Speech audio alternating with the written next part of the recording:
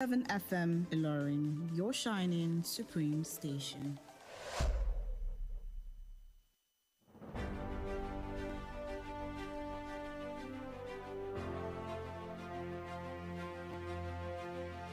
From the news desk at Diamond 88.7 FM Ilorin, this is news around the world. In the headlines, Nigeria drops in latest corruption ranking. CBN says Nigerians won't lose old notes after deadline. Kogi Assembly recalls 4 suspended members. On the foreign scene, strike underway in France over retirement age. In sport, Nigeria qualify for volleyball girls under 19 World Championship. Good evening and thank you for joining us for the news across the world on Diamond 88.7 FM Ilorin. I am Mekamua Osigbodi. You can listen to us via our website www.diamondfm.net or watch us live on Facebook at Diamond 887 FM and YouTube Diamond FM Ilorin. We bring you details of the news after this break. Stay with us.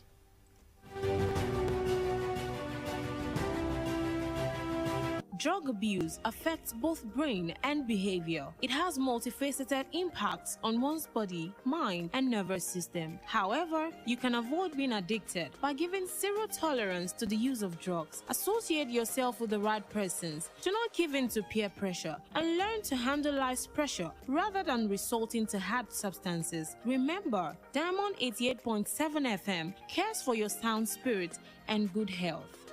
This message is from Diamond 88.7 FM.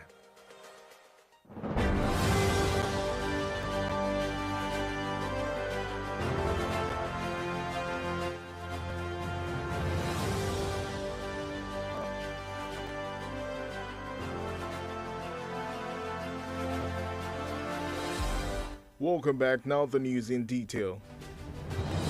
Nigeria has again fallen by 4 places on the latest Corruption Perception Index (CPI) ranking released by Transparency International today. Although in the 2022 ranking, Nigeria scored 24 out of 100 points, it fell from 150th to 154th out of 180 countries assessed in the 2022 ranking. The CPI is TI's tool for measuring the levels of corruption in the systems of various countries around the world. A country can score maximum points 100 points and the least is 0. 0 signifies the worst performing government and 100 is the best ranked. The latest ranking may indicate that President Muhammadu Buhari's fight against corruption has yet to yield enough results.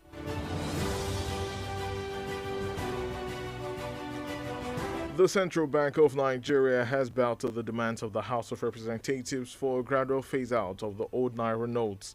Its Governor Godwin Emefiele, who appeared before the House of Representatives ad hoc committee, said Nigerians won't lose the old notes after the February 10 extended deadline.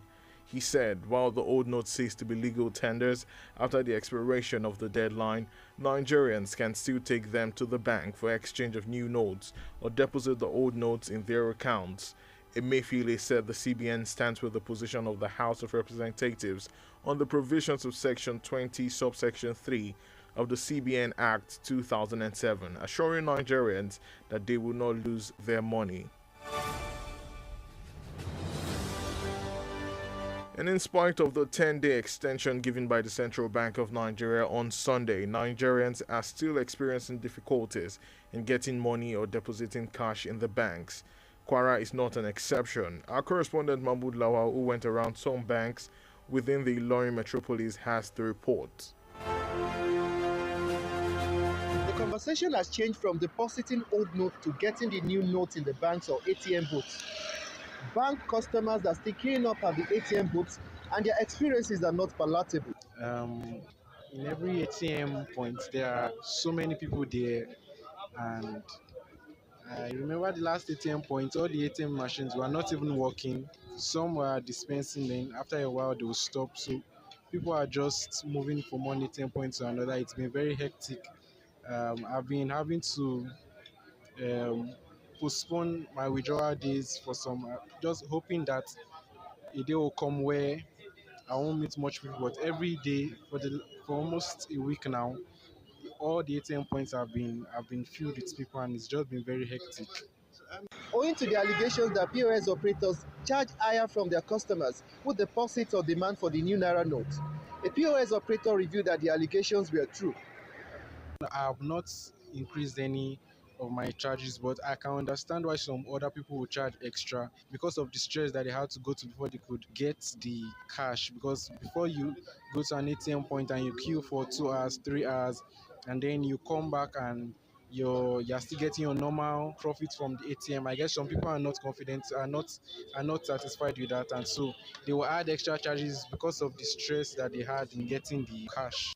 He further revealed that people are rejecting the old note at the ATM booths that dispense them. People don't want to be caught up in the rush when it starts getting to February 9th. They don't want to start rushing, and so people are trying to do it now because I'm also involved in a POS business, so I know how difficult it is to get new money nowadays. So whether it is the cab drivers, whether it is people that want to buy things, people are rejecting old money again. So people don't want to be caught up in that rush. Everyone is trying to save themselves from the embarrassment of still having old money. With the February 10 new deadline, the rush to deposit or get the new Naira note is still a critical discussion among customers and economic critics. I am Mahmoud Lawal, Diamond FM News.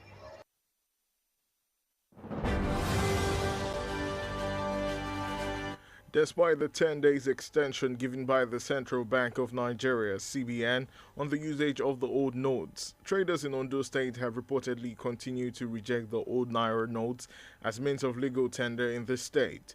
The rejection of the old notes by most traders has become a huge concern for residents of the state, particularly as the full circulation of the redesigned notes was yet to be felt in the state. Monitoring the situation in Akure, the state capital, Diamond FM Ilorin gathered that automated teller machines in most of the banks were besieged by customers trying to withdraw the new notes, while at the counters of the bank, the old notes were still being given to customers by cashiers, despite the limited period before the CBN deadline.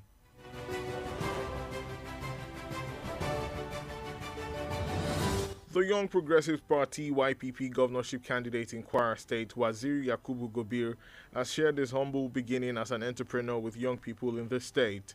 Gobir, who disclosed this while addressing thousands of young professionals during the recently concluded Youth Summit in Ilorin, noted that hard work, determination, passion, and support from people around him who recognize his talent and passion for deep thinking and innovation brought him thus far. The YPP governorship candidate, who promised to ensure domestication of FOI bill, set up anti-corruption bureau, and inject life into local government administration in the state, urged the young professionals to vote for his party during the forthcoming general elections.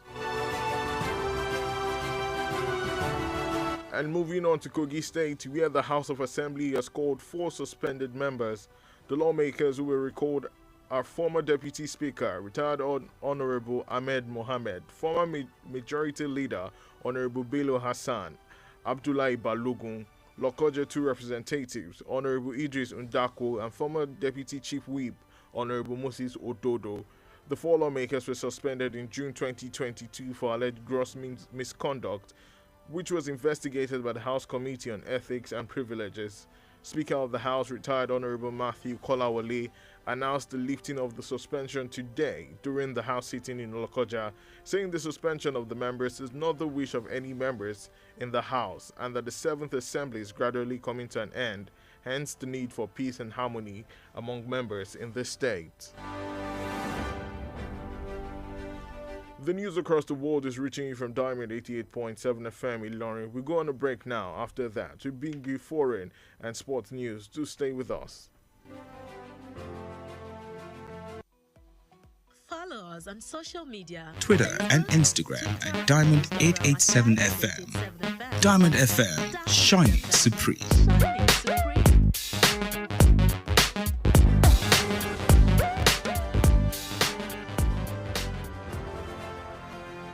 Welcome back from the break. You're still listening to the news across the world, reaching you from Diamond 88.7 FM in Ilorin. Now we continue with the stories. On the foreign scene, a nationwide strike is underway in France in the second wave of protest against President Emmanuel Macron's plans to raise the retirement age from 62 to 64. Reports have it that 8 big unions are taking part in the strike, which is disrupting schools, public transport, and oil refineries. Protests are taking place across France after a first day of action attracted more than 1 million people. The union said half the country's teachers had joined the strike, while the Education Ministry said the number was just over a quarter. Diamond FM Sports News. In the exciting way before Nigeria have qualified for the 2023 Federation International de Volleyball FIVB Girls Under-19 World Championship in Croatia and Hungary. FIVB, in a statement signed by its project manager, Yiting Sao, congratulated Nigeria for qualifying for the tournament, which will be held in Croatia and Hungary from August 1 to 11, 2023.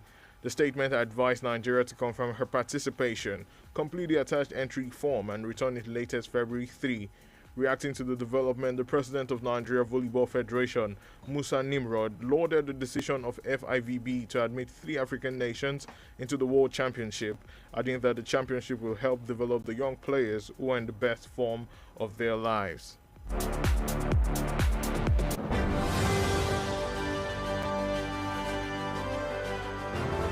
With that, we have come to the end of the news across the world, but before we go, here is a recap of the major highlights.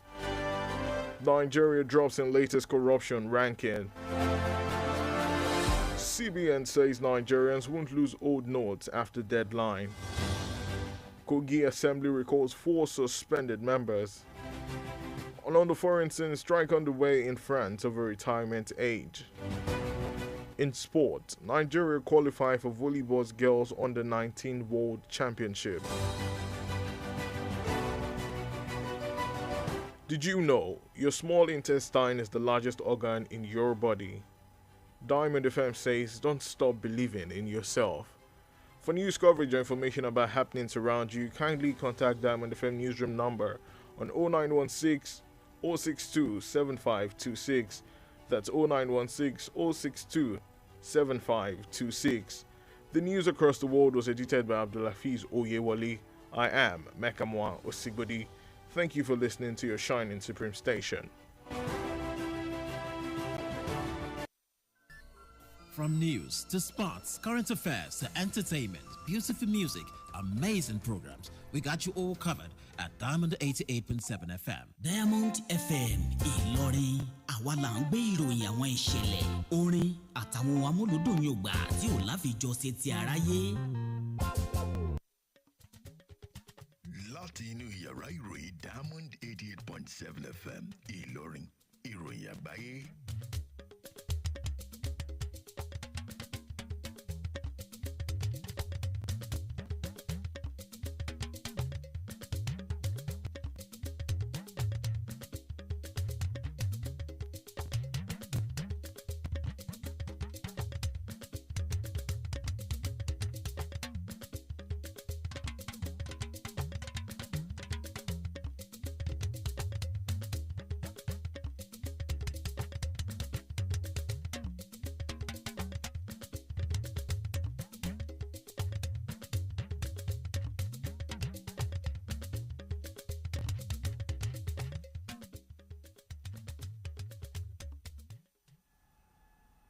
ẹ kúrọ̀lẹ́ ìròyìn kákàkiri àgbáyé la mú wá sétí ìgbọ́yín láti ìkànnì Diamond 88.7 FM.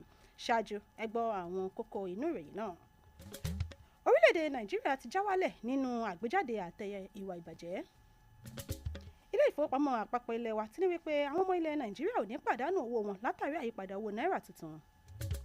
Ilé ìgbìmọ̀ aṣòfin ìpínlẹ̀ Kogi ti ké pe àwọn aṣòfin 4 kan tí ẹ̀kọ́ kò ṣojú mímu fún padà sẹ́nu ìjókòó ilé. Lẹ́ka ti ilẹ̀ òkèrè, gúdúgbẹ̀ ètò ìyanṣẹ́lódì tí ń mì lókè nílẹ̀ Faransé látàrí gbèdéke ọjọ́ orí ìfẹ̀yìntì.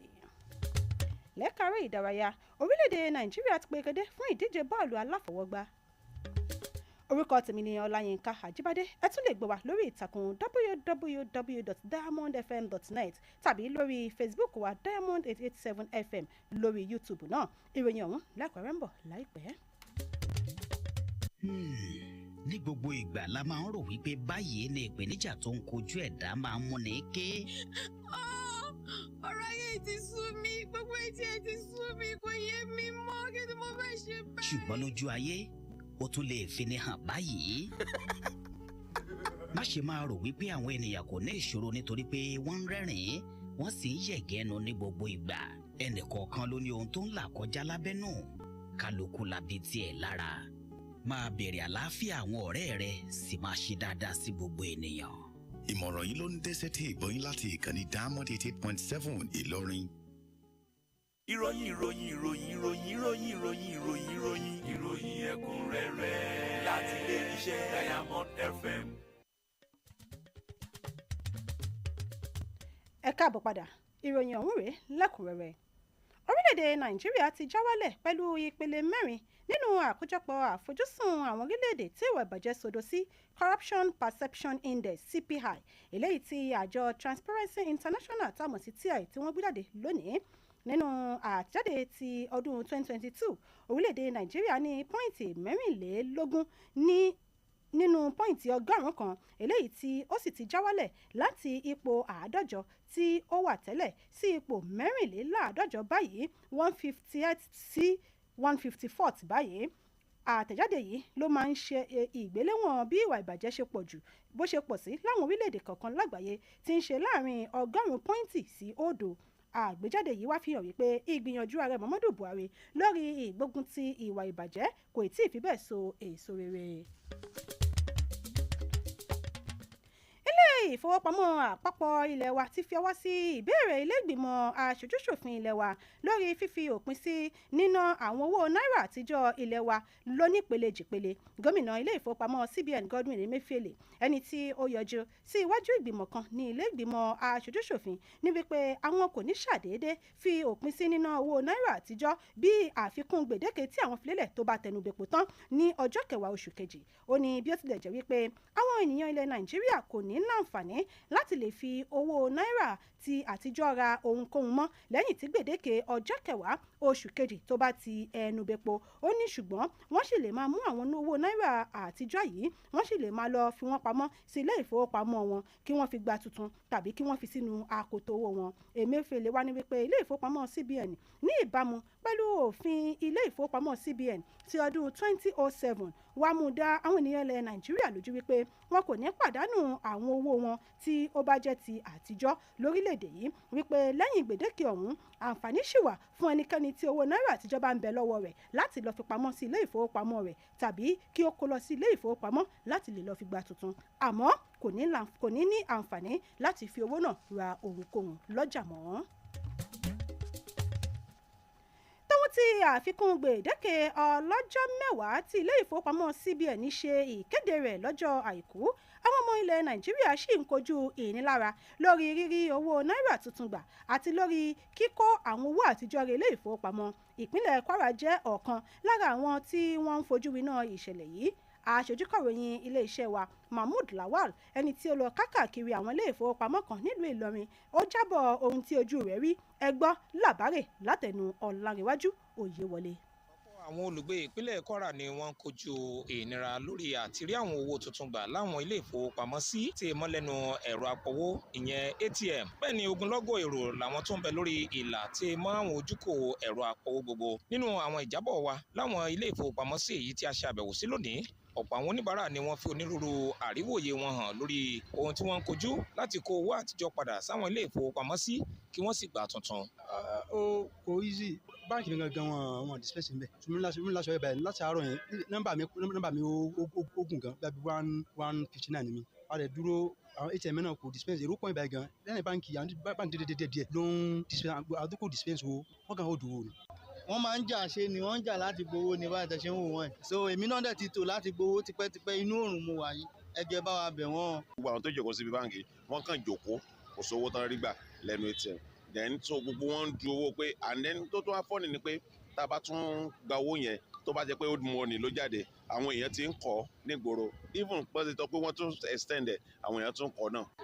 Wàhálà yẹn ti pọ̀ gan-an látàárọ̀ láti nǹkan bíi 10 tá ti débí yìí, àárí owó gbà wá dẹ̀ tó tò náà ni kò tí kàn wá nọ́mbà tán fún wa ó pọ̀ gan, so tán bá lè ràn wá lọ́wọ́ láti jẹ́ kí owó yẹn kó circulate dáadáa àbá ní Ọlọ́run àmọ́ nísìn àrí owó yẹn gbà wàhálà yẹn pọ̀ gan. bẹ́ẹ̀ ni ọ̀pọ̀ oníbàárà ló tún garata lórí iye táwọn olókoòwò POS náà yọ lórí àwọn owó tí wọ́n bá fẹ́ gbà tàbí fi ṣọwọ́ sáwọn àsùnwọ̀n wọn láwọn ilé ìfowópamọ́sí. tọ́bẹ̀ ni pé àwọn POS náà sẹ́rí wàhálà tí wọ́n ṣe wàhálà wọn pọ̀ so àwọn náà ń fowó lè àwọn gan pọ̀ mi báyìí àwọn náà wọ́n pọ̀ gan mi báyìí àwọn gan náà fẹ́ pọ̀ jù mi báyìí so wàhálà tí wọ́n ṣe kó so wọ́n máa ń fowó tó pọ̀ ó charge yẹn ó ń pọ̀ ju ó ń pọ̀ ju ó káká ẹ̀ máa sáko níbi POS. lọ́wọ́lọ́wọ́ mo fẹ́ gba owó ní POS mo fẹ́ transfer 200,000 lọ́dọ̀ ní POS ó ń sọ fún mi pé 5,000 naira ni màá fi transfer láti transfer mi ò ní gba cash just to transfer 5,000.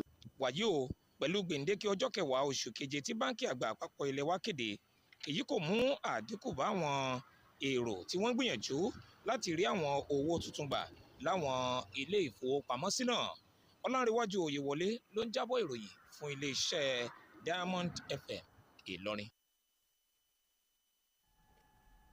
tòun ti bí ilé ìfowópamọ́ àpapọ̀ ilé wa ti ṣe fi ọjọ́ 10 kún gbèdéke fífi òpin sí níná àwọn owó náírà ilé wa àtijọ́.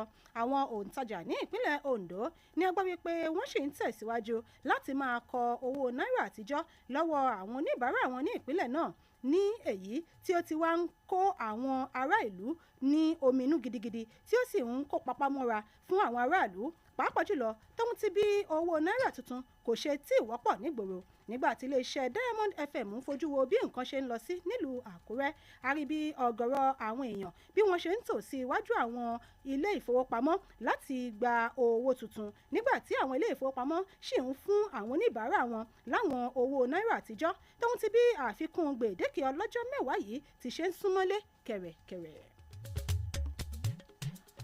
Olùdíje sípò gómìnà lábẹ́ àsíá ẹgbẹ́ òṣèlú YPP ní ìpínlẹ̀ Kwara Waziri Yakubu Gobir ti sọ àwọn ìtàn ìbẹ̀rẹ̀pẹ̀pẹ̀ rẹ̀ fún àwọn ọ̀dọ́langba kan ní ìpínlẹ̀ Kwara.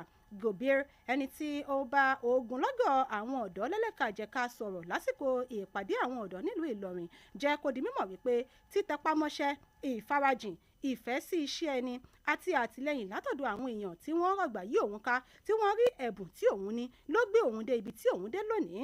Olùdíje sípò gómìnà lábẹ́ àsíá ẹgbẹ́ òṣèlú YPP, ẹni tí ó ṣe ìlérí láti gbé àwọn ìjọba ìbílẹ̀ dìde, ṣe ìdásílẹ̀ iléeṣẹ́ tí yóò máa rí sí ìwà ìbàjẹ́ àti bẹ́ẹ̀ bẹ́ẹ̀ lọ. Ó wá rọ àwọn ọ̀dọ́ láti fìbò wọn gbé òun wọlé sí ipò gómìnà lásìkò ètò ìdìbò tó ń bọ̀ lọ́nà.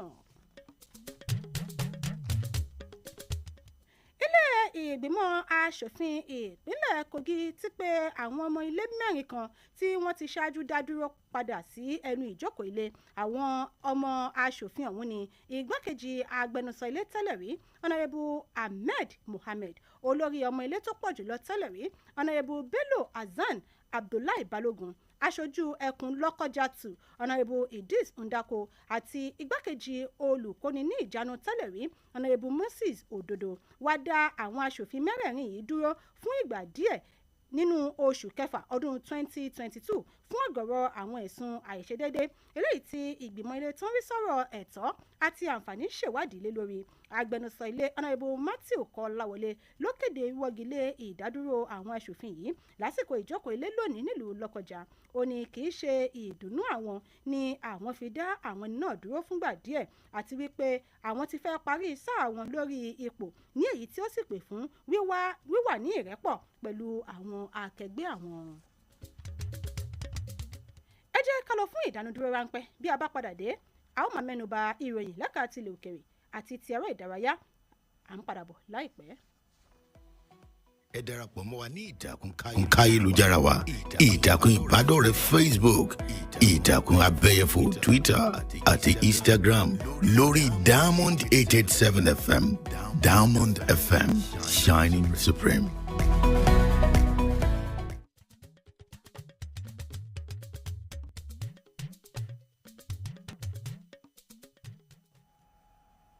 Ẹ káàbọ̀ padà, ìròyìn láti ilẹ̀ òkèrè. Gúdúgbẹ ètò ìyanṣẹ́lódì ti ń mì lókè lórílẹ̀‐èdè Faransé gẹ́gẹ́ bí ìpele kejì ètò ìfẹ̀hónúhàn tako èròǹgbà ààrẹ Emmanuel Macron lórí ṣíṣe àfikún gbèdéke ọjọ́ orí ìfẹ̀yìntì láti ọdún 62 sí ọdún 64. Ìròyìn jẹ́ kárí gbọ́ wípé àwọn lẹ́gbẹ́lẹ́gbẹ́ ńlá 8 kan ni wọ́n fẹ́ kópa níbi ètò ìyanṣẹ́lódì náà, eléyìí tí ó ti ń kó ìpalára bá àwọn ilé ẹ̀kọ́, ètò ìrìnnà àti ibi ìfọpo ní ìpínlẹ̀ ọ̀hún. Àwọn ẹgbẹ́ yìí ní wípé ó tó bí ìdajì àpapọ̀ àwọn olùkọ́ orílẹ̀-èdè náà ni wọ́n ti fẹ́ kópa níbi ètò ìyanṣẹ́lódì ọ̀hún, ṣùgbọ́n tí mínísítà fétò ẹ̀kọ́ ní orílẹ̀-èdè ọ̀hún ní wípé ìwọ̀nba ni àwọn olùkọ́ tí wọ́n fẹ́ kópa níbi ètò ìyanṣẹ́lódì ọ̀hún. Lẹ́ka ààrẹ ìdárayá, orílẹ̀-èdè Nàìjíríà ti perégedé fún ti ìdíje àgbáyé bọ́ọ̀lù aláfọwọ́gbá FIVB ti àwọn obìnrin tí ọjọ́ orí wọn wà lábẹ́ ọdún 19 fún ti ọdún 2023 yìí nílẹ̀ Croatia àti Hungary. Àjọ FIVP nínú àtẹ̀jáde kan tí adarí wọn lẹ́ka àwọn àkànṣe iṣẹ́ Yintin Kao tó fi léde kí ilẹ̀ Nàìjíríà kú oríire fún ìperégedé láti kópa níbi ìdíje yìí, eléyìí tí wọn yóò gbà ní Croatia àti Hungary láti ọjọ́ kìíní sí ọjọ́ kẹjọ láti ọjọ́ kìíní oṣù kẹjọ sí ọjọ́ kọkànlá oṣù kẹjọ ọdún yìí.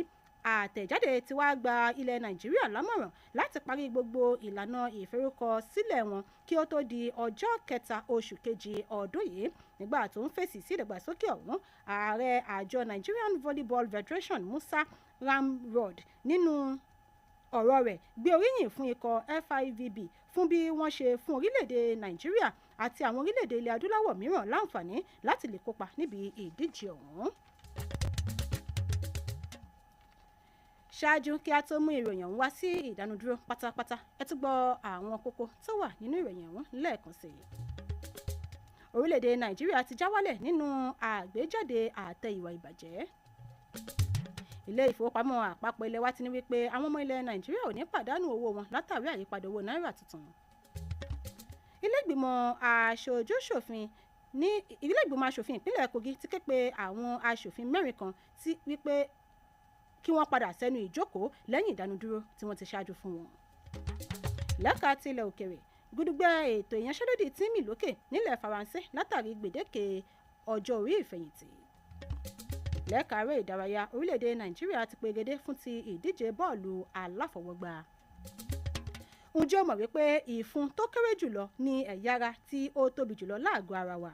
Iléeṣẹ́ Diamond FM wá ń gbà ọ́ lámọ̀ràn láti má ṣe jẹ́ kí ìgbàgbọ́ tó ní nínú ara rẹ̀ ó dópin. Bí ẹ bá wá fẹ́ fi èyíkéyìí ìròyìn tí ó bá ń ṣẹlẹ̀ lágbègbè yín tó yàrá ìròyìn wa létí, ẹ lè pe yàrá ìròyìn wa sórí 091 60 62 7526. Abdulhafiz Oyewole ni olóòtú ìròyìn. Olayinka Ajani Ajibade ló tún lọ́ka sí etí ìgbọ́yín. Ẹ ṣeun tẹ́ǹtẹ́ ti gbọ́ ìkànnì wa Diamond 88.7 FM, your shining supreme. Ó dàgbà.